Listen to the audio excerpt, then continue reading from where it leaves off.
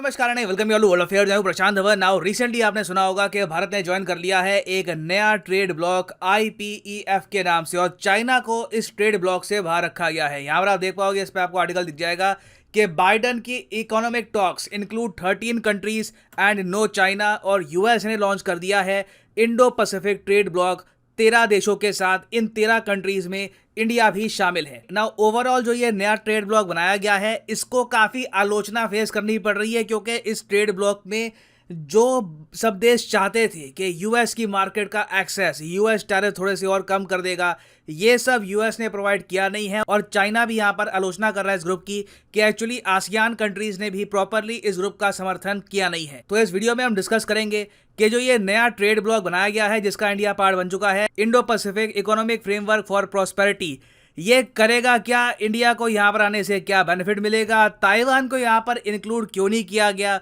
बाकी trade block से अगर इसको हम कंपेयर करेंगे तो ये कहाँ पर खड़ा है। तो बहुत कुछ यहाँ पे आपको जानने को मिलेगा। A lot to know, a lot to discuss as always, but before we begin आपसे यहाँ पे मैं क्वेश्चन पूछूंगा। क्वेश्चन यहाँ पर ये है कि रिसेंटली यूएसए ने किस कंट्री को ये कहा है कि हम आपके नेशनल को चांद के सरफेस पर लेके जाएंगे। अभी के लिए आप अगर देखो तो मून के सरफेस पर सिर्फ अमेरिकन चल चुके हैं, only American nationals have reach the moon. तो आपको बताना है कि यूएसए ने किस कंट्री को कहा है कि हम आपके नेशनल को भी लेके जाएंगे चांद पर। यह है यहाँ पे आपकी option, Japan, India, south Korea या फिर यूनाइटेड किंगडम। सब लोग कमेंट सेक्शन में आंसर करिए, सही आंसर आपको मिलेगा वीडियो के एंड में। नाउ जैसे कि आप सब लोग जानते हैं कि आज के समय जापान होस्ट कर रहा है क्वाड का समिट। भारत और ऑस्ट्रेलिया के पीएम, यूएसए के प्रेसिडेंट सब जापान में गए हैं इस समिट को अटेंड करने के लिए।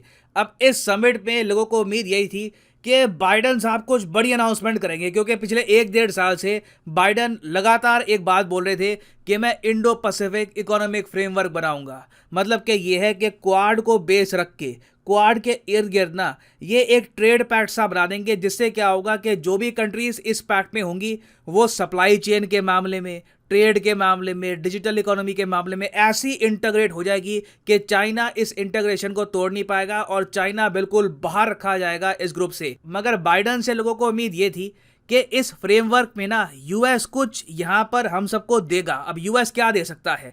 यूएस का मार्केट एक्सेस, यूएस की मार्केट अपने आप में इतनी बड़ी है, अमेरिकन मार्केट में कुछ भी आप लेके जाओ आराम से बिकता है, डॉलर्स आपको मिलते हैं। जिस कंट्री को भी अमेरिकन मार्केट का एक्सेस मिलता है, रैपिडली वो कंट्री डेवलप करती है। मगर जो बाइडन की भी मजबूरी है, उसके अलावा ये काफी एक कमजोर नेता भी हैं, खुद अमेरिकन इनको इतना पसंद करते नहीं है ऑल टुगेदर। तो जो बाइडन यहाँ पर इतनी हिम्मत नहीं जुटा पाए कि यहाँ पर बाकी जो 12 देश हैं जिन्होंने ज्वाइन किया है IPEF को, इनको अमेरिकन मार्केट का ज्यादा एक्सेस मिले। तो इन दी एंड यहाँ पे हुआ क्या है, ये एक ट्रेड ब्लॉक तो है, हर जगह आप देखोगे आर्टिकल में लिखा है जी ट्रेड ब्लॉक हुआ है, ट्रेड ब्लॉक साइन हुआ है। मगर ट्रेड ब्लॉक जब भी साइन होता है, आपने पहली चीज ये पढ़ता है कि अच्छा टैरिफ कितने कम हुए, मार्केट एक्सेस कितना मिला है, कंट्रीज ने अपनी इकोनॉमी कितनी ओपन करी है। तो यहाँ पर यूएस ने कह दिया जी ये ट्रेडिशनल ट्रेड ब्लॉक नहीं है, जैसे यूजुअली ट्रेड एग्रीमेंट होते हैं वैसा यहाँ पर कुछ नहीं है। इसमें हमने और चीज़ों पर फोकस किया, और जैसे ही यूएसए ने ये बोलना स्टार्ट किया ना, कई आसियान देश थे ये डिसइंटरेस्टेड हो गए। इन्होंने कहा कि यूएस बस यहाँ पर भाषण देने के लिए आया है, कुछ सब्सटेंटिव ये लोग ऑफर नहीं कर रहे जिससे चाइना के खिलाफ जेन्युइनली एक ट्रेड ब्लॉक खड़ा हो पाए। और इसलिए आज के समय जो IPEF बाइडन ने क्रिएट किया है, इसको सिर्फ 13 कंट्रीज ने ज्वाइन किया है, of course including the US. इसके कंपैरिजन भी जो RCEP ट्रेड एग्रीमेंट है, जिसको इंडिया ने ज्वाइन नहीं किया था, आपको याद होगा, रीजनल कॉम्प्रिहेंसिव इकोनॉमिक पार्टनरशिप, इसमें आपको 15 देश मिलेंगे। और यहां पर आप देखोगे सारे आसियान देशों ने, 10 जो आसियान देश है, Brunei, Cambodia, Indonesia, Malaysia, Myanmar, Philippines वगैरह, ये जो 10 देश हैं, सबने RCEP ज्वाइन किया था। मगर जब IPEF की बारी आई तो कैम्बोडिया ने मना कर दिया कि हम इसको ज्वाइन नहीं करेंगे, लाओस ने मना कर दिया, म्यांमार ने मना कर दिया। अब मुझे पर्सनली उम्मीद ये थी बाइडन कम से कम इतनी रीढ़ की हड्डी तो दिखाएंगे कि ताइवान को ऐड कर लेंगे IPEF में। ट्रेड पैक्ट ही तो है, उसमें टैरिफ भी कम नहीं करने, वैसी खोखला सा पैक्ट है, एटलीस्ट इसमें ताइवान को ऐड कर लेते, कुछ चाइना को मैसेज जाता। तो ये भी यहाँ पर नहीं हुआ। IPEF में जो देश शामिल है, इसमें आपको ताइवान नहीं मिलेगा। अभी के लिए यूएस इसी बात को लेकर काफी खुशियां मना रहा है कि हमने इंडो पैसिफिक में एक सो कॉल्ड ट्रेड ब्लॉक बना दिया, IPEF खड़ा हो चुका है, मगर इसमें हमने चाइना को ऐड नहीं किया। बट ओवरऑल साउथ कोरिया के जर्नलिस्ट, अमेरिकन जर्नलिस्ट, हर जगह सब लोग यही कह रहे हैं, ये बनाया क्या है आपने, what is the point of making IPEF, जबकि ये कोई नॉन बाइंडिंग है नहीं। या तो आप कह रहे हो कि जी पक्की सप्लाई चेन बनेगी, मतलब कि ये है कि अगर मान लो कि कल को वैक्सीन बनानी है ना, तो आईपीएफ वाले जो देश हैं ये आपस में ही एपीआई ट्रेड करेंगे, आपस में ही जो भी सप्लाई चेन है वैक्सीन की ये बनाई जाएगी। चाइना से कोई रॉ मटेरियल नहीं आएगा, चाइना को बिल्कुल हम बाहर रखेंगे, ऐसा भी नहीं है। तो अपने आप आईपीएफ काफ़ी हद तक नॉन बाइंडिंग है, कोई मार्केट एक्सेस इससे एक्सपैंड होता नहीं है, कोई टैरिफ यहां से हटते नहीं है। और इसलिए ज्यादातर जो जर्नलिस्ट हैं वो यही कह रहे हैं, what a colossal waste of time, कितना बड़ा वेस्ट ऑफ टाइम यूएस ने किया है इस बिना बात के ग्रुप को खड़ा करके। और जो इंडिया की स्टेटमेंट है अबाउट आईपीएफ, इसको भी आप अगर देखोगे तो यहाँ पर भी यही बात लिखी है घूम फिर के कि देखिए आईपीएफ से जो इकोनॉमिक पार्टनरशिप है ये स्ट्रांग होगी और हम इंडो पैसिफिक को और स्ट्रांग करेंगे। जनरल बातें, कुछ एक सब्सटेंस नहीं है, कुछ एक आप कह लीजिए मेन पॉइंट आप देखते हो ना एक एग्रीमेंट में कि ऑल राइट ये यहाँ पर इस चीज़ पर फोकस किया जाएगा। तो ओवरऑल मैं कहूँगा थोड़ा डिसअपॉइंटिंग है ये, बट अगेन एक ग्रुप बन चुका है, 13 कंट्रीज ने साइन कर लिया है इसको। कल को यूएस अगर चाहे तो इस ग्रुप में एडिशनल चीज़ें ऐड कर सकता है and that can make this group more powerful. नहीं तो अभी के लिए मैं कहूँगा इंडो पैसिफिक में ओवरऑल ये ग्रुप इररेलेवेंट रहने वाला है, क्योंकि जब तक जो ये आसियान देश हैं यहाँ पर, इवन इंडिया आप कह सकते हैं, ऑस्ट्रेलिया, इन सब कंट्रीज को जब तक कुछ स्पेशल मिलेगा नहीं तब तक why would they take Indo Pacific economic framework seriously.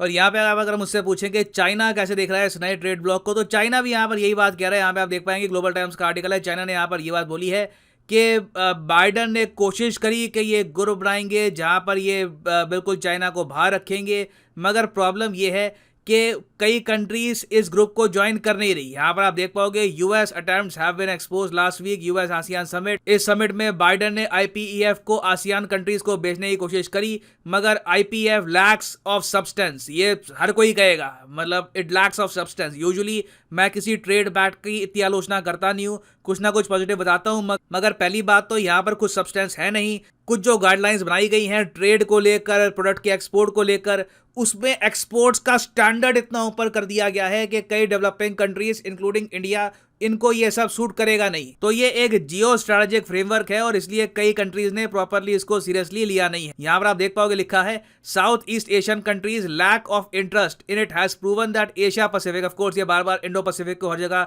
Asia Pacific लिखते हैं, Asia Pacific countries will not by the USS new geopolitical click होता है एक स्पेशल टाइप का elite group cloaked in economic topics. ना अब ये सब सुन के ये अज्यूम मत कर लेना कि ओवरऑल जो क्वाड समिट है ये भी डिसअपॉइंटिंग रहा है। वहाँ पर काफ़ी कुछ अच्छी बातें हुई हैं। फॉर एग्जांपल जो सैटेलाइट्स का यूज़ किया जाएगा चाइनीज शिप्स को ट्रैक करने के लिए, that is a good outcome, but overall the Indo Pacific economic framework for the time being it needs work, right now it is disappointing. ना वापस आते हैं अपने प्रश्न की तरफ कि यूएस ने रिसेंटली किस कंट्री को कहा है कि आपके देश के नागरिक को हम लेकर जाएंगे चांद पर।